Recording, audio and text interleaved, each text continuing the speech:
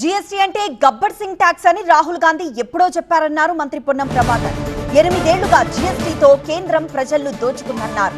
ఆర్థిక సంక్షోభం నుంచి తప్పించుకోవడానికి ఇప్పుడు జీఎస్టీ తగ్గించారన్నారు. కార్లకు సంబంధించి 5 లక్షలు 3 లక్షలు తక్కువైతుందని చెప్తా ఉన్నారు. అంటే ఇన్ని రోజులు పేద ప్రజల రక్తం దాగి పీల్చుకొని ఒక్కొక్క కారుకు 5,000 లక్షల రూపాయలు, టీవీలకు 1 నుంచి 2 లక్షల రూపాయల దాకా, మిగతా అనేక రకాల వస్తువులకు మీరు తగ్గించినటువంటి జీఎస్టీ వస్తువుల పేరు మీద దోపిడీ, పేద ప్రజల రక్తం పీల్చుకున్నటువంటి మాట వాస్తవం కాదా అని అడుగుతా ఉన్నాం.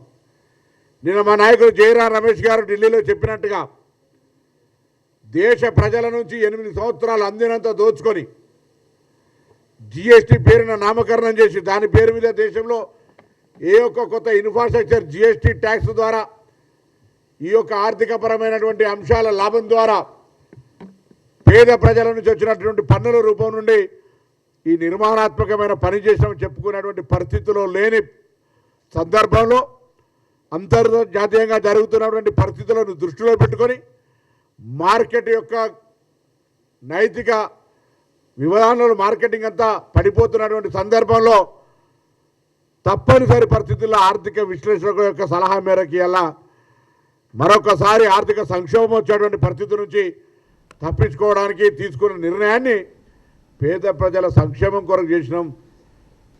ఇదేదో విప్లవం తెచ్చినట్టుగా మరొక స్వతంత్రం తెచ్చినంత ప్రచారం చేసుకునేటువంటి ప్రయత్నం చేస్తూ ఉన్నారు.